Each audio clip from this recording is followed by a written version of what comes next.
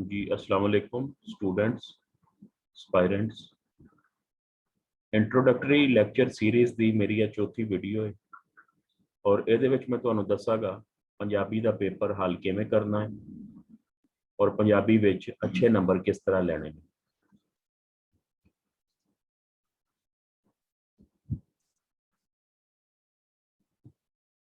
मेरी किताब अगवाई page number 14 ਵਿੱਚ आर्टिकल है चंगा पेपर हल ਕਰਨ ਲਈ ਤੇ ਚੰਗੇ ਨੰਬਰਸ ਲੈਣ ਲਈ ਕੁਝ ਹਦਾਇਤਾਂ ਇੰਸਟਰਕਸ਼ਨਸ। ਤੁਸੀਂ ਸਾਰੇ ਜਾਣਦੇ ਹੋ CSS PMS ਮੁਕਾਬਲੇ ਦੇ ਇਮਤਿਹਾਨ ਨੇ।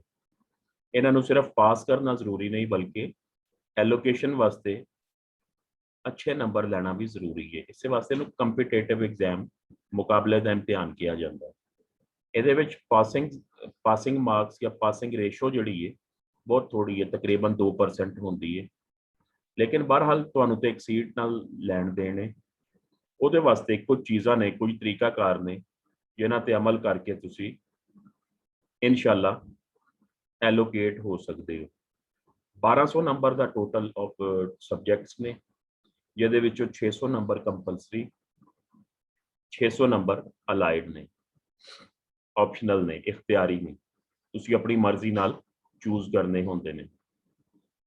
ਸੋ ਆਪਸ਼ਨਲ ਦੇ ਇੰਤਖਾਬ ਵਿੱਚ ਹਮੇਸ਼ਾ ਇਹ ਗੱਲ ਯਾਦ ਰੱਖੋ ਉਹੀ ਮਜ਼ਮੂਨ ਲਵੋ ਜਿਨ੍ਹਾਂ ਵਿੱਚ ਤੁਹਾਡੀ ਦਿਲਚਸਪੀ ਹੈ।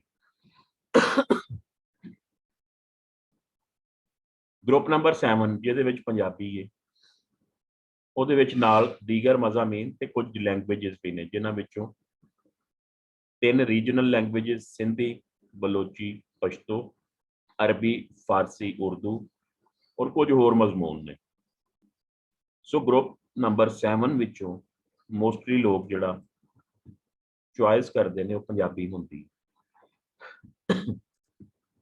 ਪੰਜਾਬੀ ਕਿਉਂ ਰੱਖੀ ਜਾਂਦੀ ਹੈ?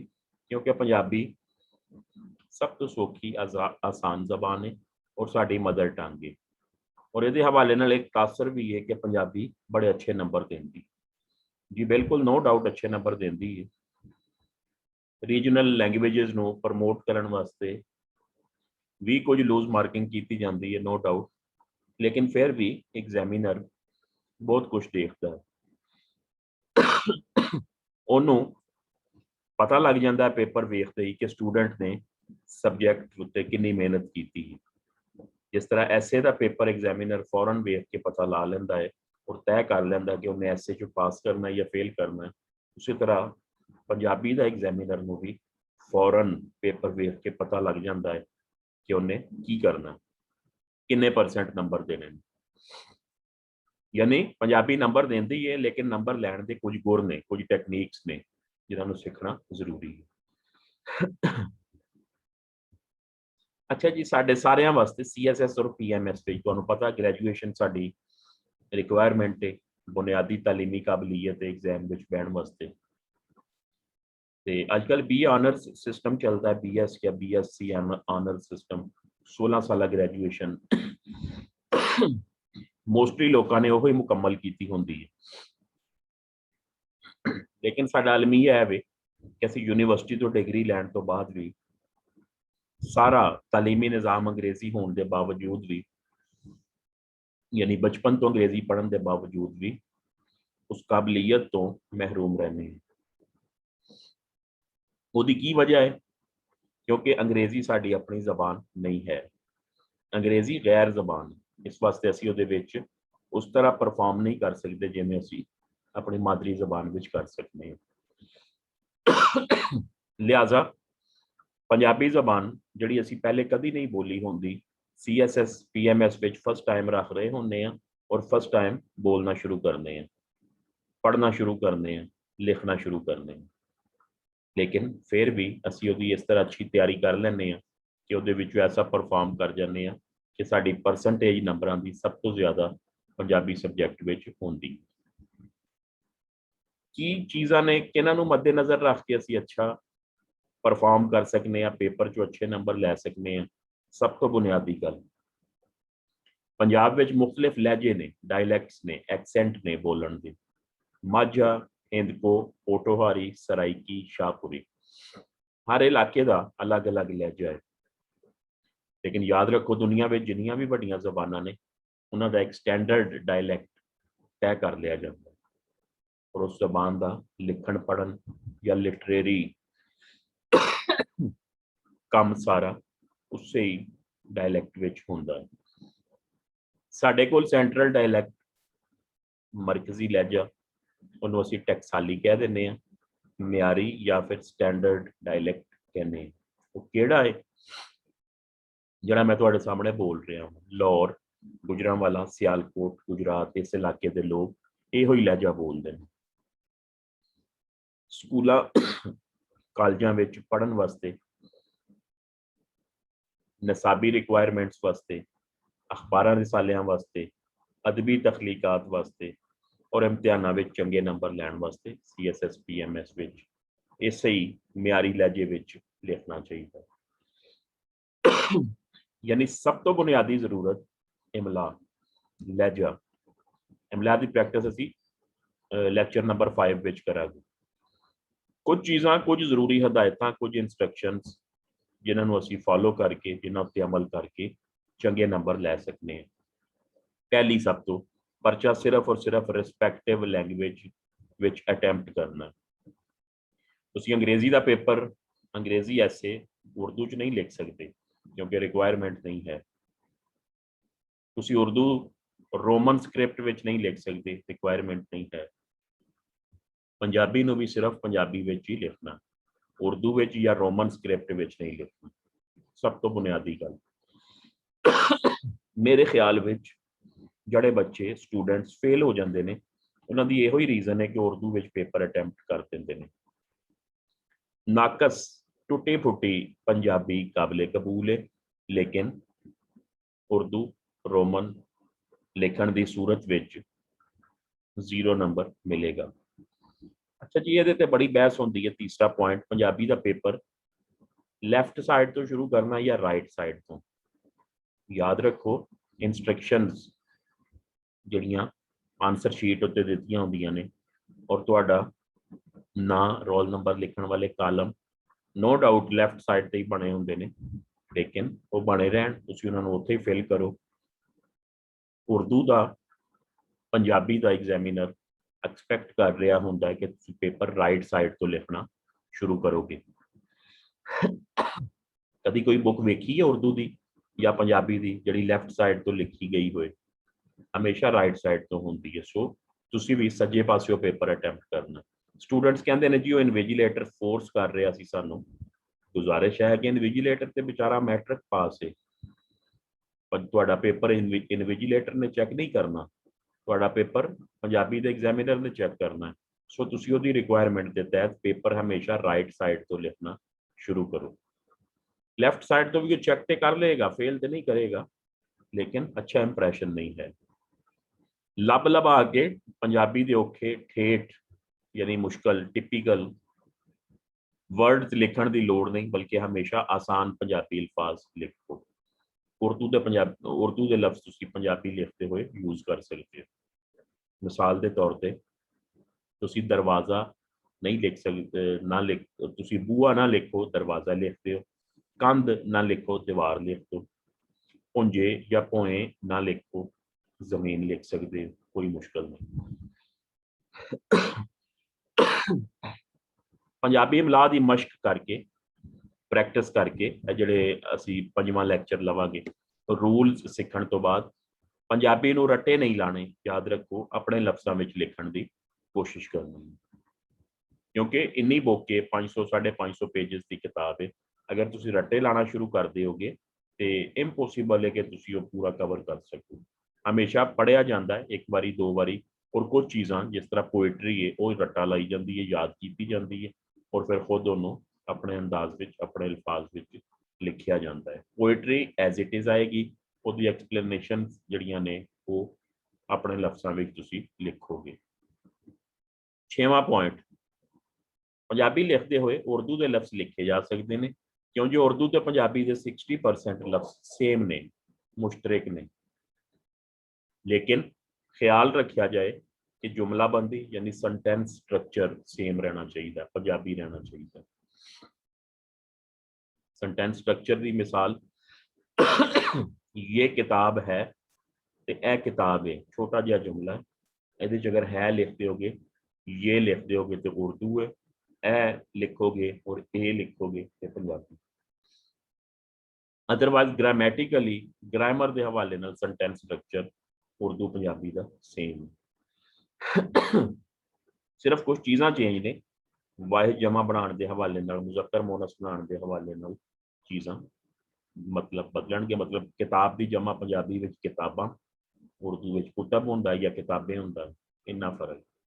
हर किसी नूं अपना इलाकाई लहजा, 7वां पॉइंट, बोलण दी खोले, यानी बोल सकता हो, कोई हिंदको है हिंदको बोले, कोई जंग तो बिलोंग करता अपना जंगलो एक्सेंट बोले। लेकिन याद रखो पेपर विच लिखण वास्ते सिर्फ और सिर्फ मियारी स्टैंडर्ड डायलैक्ट जिन्हों असीं माझी या माझा कहने हैं उसकी प्रैक्टिस करनी होएगी और वही लिखना होएगा अच्छे नंबर लैण वास्ते। कोई सराइकी है, कोई चंग तो बिलोंग करता, कोई सरगोधे का, कोई मंडी बहाउद्दीन का, तुसीं सिर्फ और सिर्फ सेंट्रल पंजाब की जड़ा लाहौर गुजरांवाला का स्टैंडर्ड डायलैक्ट है वो लिखोगे। जवाबी कापी के दोनों पासे बच्चों को समझ नहीं आती। मैं अक्सर कई बारी इमला की प्रैक्टिस में यह चीज़ समझाने की कोशिश करना, बई बड़े एहतमाम नाल उर्दू लाइना वालियां जिहदियां खुलियां लाइन्स होंदियां ने वो वाला पेज लवो और वो नीट पेज लवो जिहदे दोनों साइड ते 1 इंच मार्जिन का रेड कलर का हाशिया लगा होंदा। ਉਹਦੇ वास्ते फिर ਤੁਹਾਨੂੰ हाशिया नहीं लाना पेगा। लेकिन अगर हाशिया नहीं है तो 1 इंच चौड़ा हाशिया दोनों पासे लाओगे। और याद रखो जो हाशिया लग जाता है फिर हाशिया को फॉलो करना पैंदा है, यानी राइट साइड तो भी बिल्कुल एक्सट्रीम राइट तुसी हाशिए दे नाल लिखोगे और लैफ्ट साइड तो भी कोशिश करोगे कि लफ्ज अगे पिछे ना हो। वो जिस वे तुसी इस चीज़ वाल तवज्जो रखोगे ना फिर तुसी लास्ट वर्ड जड़ा लिख रहे होवोगे। मसलन इत्थे तुसी ये वेखो अगर दी ਇਹ ਤੇ किताब ਦੇ ਵਿੱਚ ऑप्शन ਹੁੰਦਾ है ना, ਇਹਨੂੰ ਅਸੀਂ ਉਹ कर ਲੈਂਦੇ ਆ जस्टिफाई कर ਲੈਂਦੇ ਆ, लेकिन हथ नाल लिखते हुए जरा मुश्किल है। फिर ਉਹਦਾ तरीका ਇਹ ਹੁੰਦਾ जिसले ਤੁਹਾਡੇ ਜ਼ਹਨ 'ਚ ਹੋਏਗਾ ਤੁਸੀਂ ਇਹ ਦੀ ਅੱਗੇ भी लिख सकते हो, हाशिए ਨੂੰ थोड़ा ਜਿਹਾ चौड़ा करते हो उस लफ्ज ਨੂੰ या फिर थोड़ा क्लोज करते हो।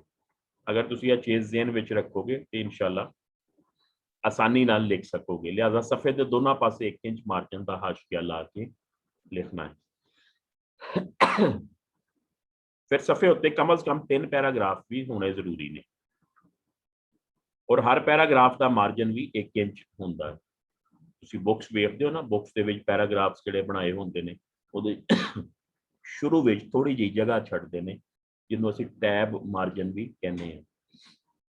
उहदे नाल जरा पैराग्राफ की पछाण हो जाएगी और तुहाडा पेज जिहड़ा तुसीं हथ नाल हैंड रिटन लिखिया है उहदी खूबसूरती विच इजाफा हो जाएगा। पेपर की पेशकारी प्रेजेंटेशन मन खिंचवी अट्रैक्टिव होनी चाहिए।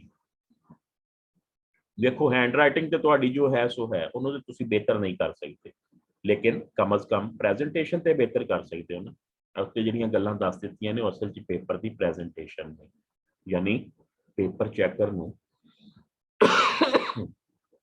सॉरी जिस वेले तुसीं पेपर दिओ ते उहदा एक बारी दिल तबीयत खुश हो जाए और वो खुले नंबर तुहानूं ला दे।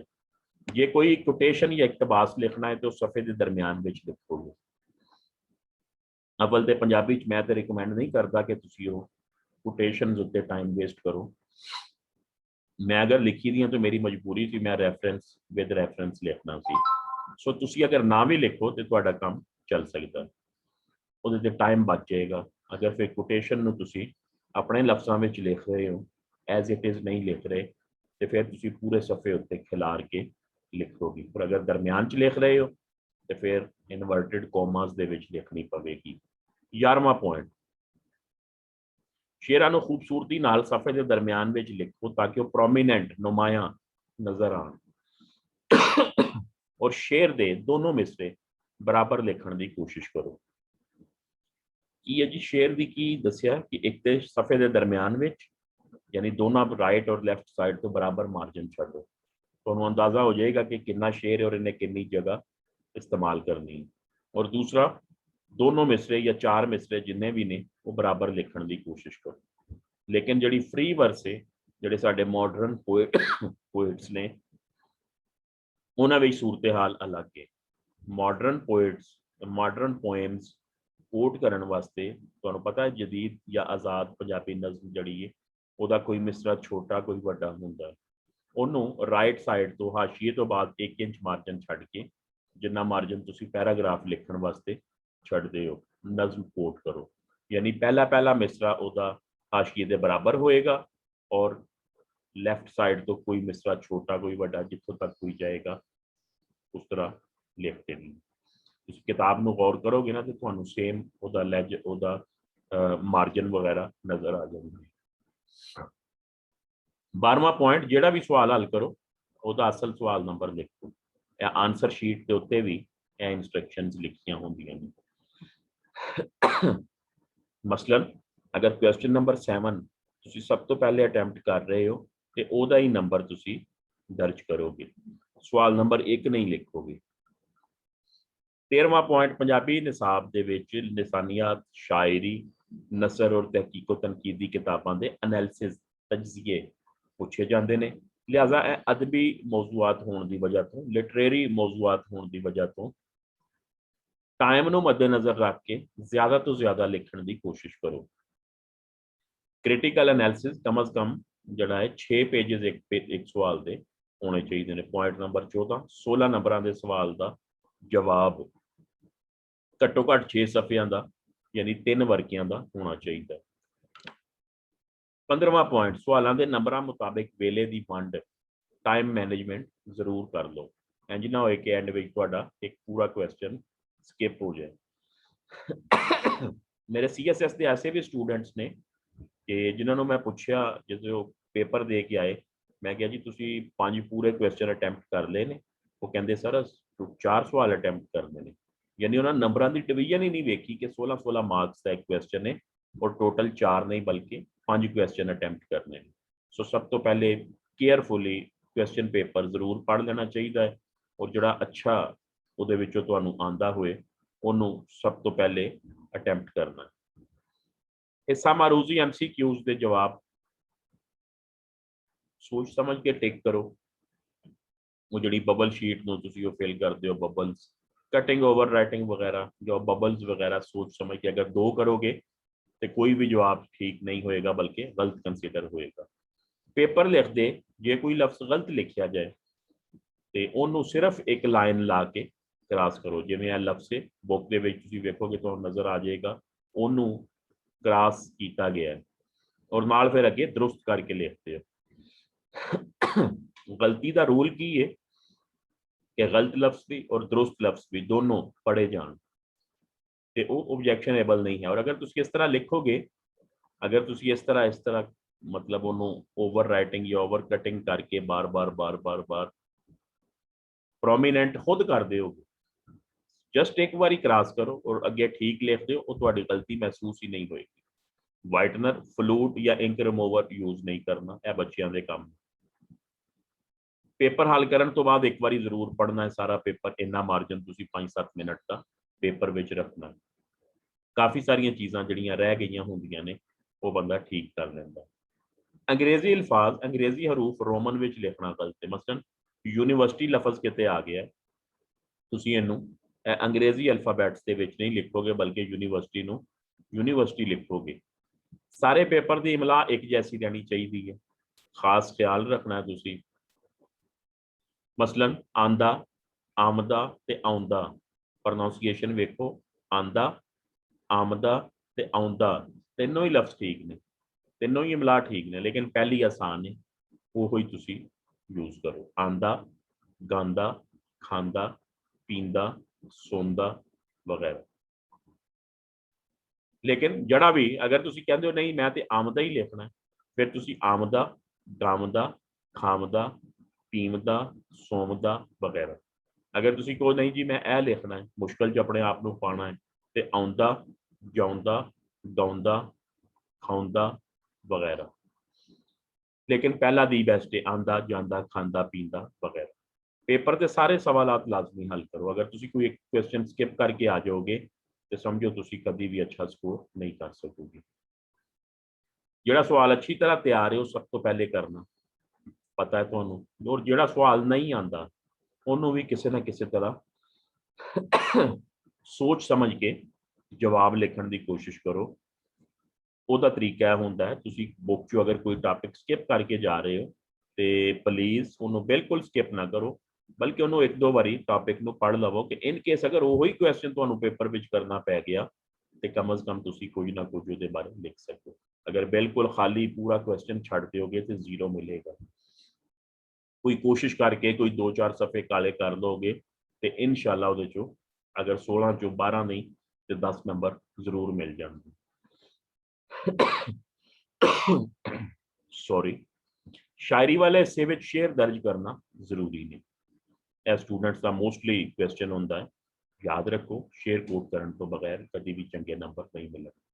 यानी शायरी वाला क्वेश्चन तुसी फुल फ्लैज 6 पेजेस उत्ते बड़ा भरपूर अटैम्प्ट किया है लेकिन शायरी कोट नहीं की तो ਉਹਦੇ नंबर ਤੁਹਾਨੂੰ 16 ਵਿੱਚੋਂ 6 भी नहीं मिलने। शायरी वाले सवालों में शायरी ਦੇ नंबर हर सवाल ਦੀਆਂ कम से कम 8 ਹੈਡਿੰਗ ਦਾ मिनिमम 8 ने, मैक्सिमम ਤੁਸੀਂ 10 कर दो 12 कर दो। क्लासिकल शायर भी CSS विच, जदीद शायर भी, दीनी अदब भी, नसरी अदब भी, PMS विच 12 भी, दास्ताना भी, सारे शेर और पॉइंट्स जरूर लिखे जाएंगे। नसरी टॉपिक्स दे विच शेर नहीं आएंगे लेकिन पॉइंट्स उन्होंने भी 8 बनणगे और कितों कितों किसी किसी जगह तो कोटेशन विच कोट की जाएगी। शेरी हवालियां विच पूरी नज़म लिखना जरूरी नहीं। मॉडर्न पोइट्स ਦੇ ਵਿੱਚ ਲੰਬੀਆਂ ਲੰਬੀਆਂ ਨਜ਼ਮਾਂ ਨੇ, ਫ੍ਰੀ ਵਰਸਿਸ ਨੇ, ਯਾਦ ਰੱਖੋ ਤੁਸੀਂ ਉਹਦੇ ਵਿੱਚੋਂ ਮੋਸਟ ਰੈਲੀਵੈਂਟ ਲਾਈਨਸ ਜਿਹੜੀਆਂ ਤੁਹਾਡੀ ਹੈਡਿੰਗ ਨਾਲ ਮੈਚ ਕਰ ਰਹੀਆਂ ਨੇ ਉਹ ਲਿਖ ਸਕਦੇ ਹੋ, ਸਾਰੀਆਂ ਨਾਲ ਲਿਖੋ। 28ਵਾਂ CSS ਦੇ ਪਰਚੇ ਵਿੱਚ ਸ਼ੇਰਾਂ ਦੀ ਤਸ਼ਰੀਹ ਨਹੀਂ ਆਉਂਦੀ ਬਲਕਿ ਮੌਜ਼ੂ ਜਾਂ ਤਨਕੀਦੀ ਜਾਇਜ਼ਾ ਪੁੱਛਿਆ ਜਾਂਦਾ। ਲਿਹਾਜ਼ਾ ਤਰੀਕਾ ਕੀ ਹੋਏਗਾ, ਸਭ ਤੋਂ ਪਹਿਲੇ ਤੁਸੀਂ ਬੁੱਕ ਦੇ ਫਾਰਮੈਟ ਦੇ ਮੁਤਾਬਿਕ ਤੁਹਾਨੂੰ ਦੱਸ ਰਹੇ ਉਸ ਸ਼ਾਇਰ ਦਾ ਤਾਰਫ ਲਿਖੋਗੇ। और तारफ वो नहीं होता कि तुसी पूरा वालिद का नाम, वालदा का नाम, शहर का नाम, पिंड का नाम, जन्म की तारीख, मरण की तारीख, काम का, यह तारफ नहीं है। सिर्फ पहलियां 2-4 लाइन्स और वो हर टॉपिक में तुहानू सफ़े के उत्ते एक अलग पैराग्राफ लिखिया नज़र आ जाएगा। वो दूसरे नंबर पर उस शायर की शायरी बारे राय, यानी बाबा फरीद का तारफ पहली, बाबा फरीद की शायरी दूसरी हैडिंग, तीसरे नंबर पर वो सिनफ शलोक की तारीफ, चौथे नंबर पर जो भी क्वेश्चन स्टेटमेंट पूछी होएगी ਉਹਦੀ मेन हैडिंग और उस तो बाद फिर अगे सब हैडिंग्स ਦੇ ਵਿੱਚ पहली तसव्वुफ, दूसरी वादतुल वजूद, तीसरी इश्क हकीकी, चौथी दुनिया की बेसबाती।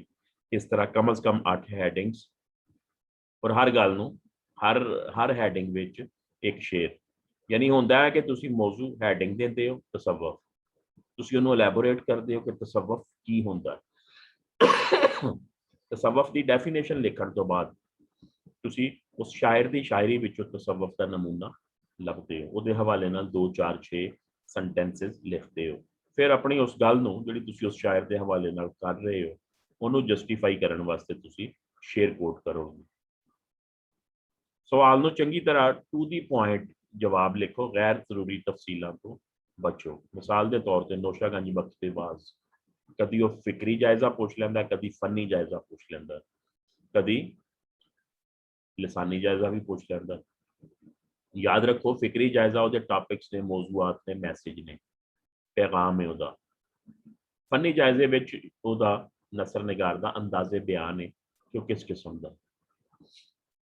सो क्वेश्चन नूं, स्टेटमेंट नूं बार बार पढ़ के उहदे मुताबिक आंसर लिखो, ना कि तुसी अगवाई तो रटिया रटाया उत्ते जाके छापते हो। पेपर विच सिर्फ नीली या काली स्याही इस्तेमाल करो, हैडिंग्स लई सिर्फ नीला या काला मार्कर इस्तेमाल करो। रंग बरंगियां हैडिंग्स, रंग बरंगे मार्कर, हाईलाइटर यूज नहीं करनी। सफ़े भरन लई लाइनां खाली ना छड्डो, आम जी गल है, सब नूं पता तुहानूं। खुश खत लिखण दी कोशिश करो, हैंड राइटिंग तुसीं इंप्रूव नहीं कर सकते लेकिन कोशिश नाल बेहतर कर सकते हो। यानी पेपर की प्रेजेंटेशन नूं बेहतर करके अपनी हैंड राइटिंग की कमी नूं, कोताही नूं छुपा सकते हो। क्वेश्चन पेपर ते आंसर शीट ते अपना रोल नंबर जरूर लिखो। आंसर शीट का कोई पेज खाली ना छड्डो और कोई निशान ना लाओ कि फोन नंबर मैंशन ना करो। जवाबी कापी दे खाली बच गए सफ़े क्रॉस करो जरूर। 37वां पॉइंट सब तो अहम, जड़े मेरे स्टूडेंट ने वो तो चलो ठीक है, जड़े मेरे स्टूडेंट्स नहीं ने बेशक वो मेरे को मेरा फोन नंबर वेख के चेक करवा सकते हैं। एक बारी पूरा पेपर अटैम्प्ट करके जरूर चेक कराओ और वो पंजाबी प्रोफैशनल कोलों सबजैक्ट स्पैशलिस्ट कोलों लैक्चरर कोलों प्रोफैसर कोलों चेक कराना। इस रिगार्डिंग अगर कोई क्वेश्चन तुहाडा होए तो तुसी मेरे कोलों बिला झिझक फोन करके या कमेंट्स दे विच व्हाट्सएप पे पूछ सकते हो।